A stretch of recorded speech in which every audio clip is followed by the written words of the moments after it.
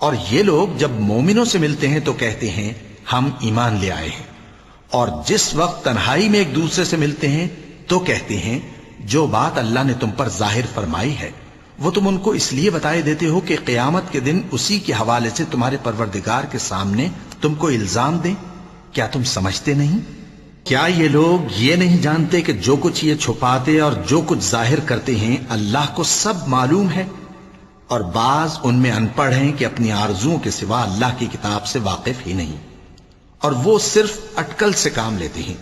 سو ان لوگوں پر افسوس ہے جو اپنے ہاتھ سے کتاب لکھتے ہیں اور کہتے یہ ہیں کہ یہ اللہ کے پاس سے آئی ہے تاکہ اس کے عوض تھوڑی سی قیمت یعنی دنیاوی منفعت حاصل کریں۔ سو ان پر افسوس ہے اس لیے کہ بے اصل باتیں اپنے ہاتھ سے لکھتے ہیں، اور پھر ان پر افسوس ہے اس لیے کہ ایسے کام کرتے ہیں، اور کہتے ہیں کہ دوزخ کی آگ ہمیں چند روز کے سوا چھو ہی نہیں سکے گی۔ ان سے پوچھو کیا تم نے اللہ سے اقرار لے رکھا ہے کہ اللہ اپنے اقرار کے خلاف نہیں کرے گا، یا تم اللہ کے بارے میں ایسی باتیں کہتے ہو جن کا تمہیں مطلق علم نہیں؟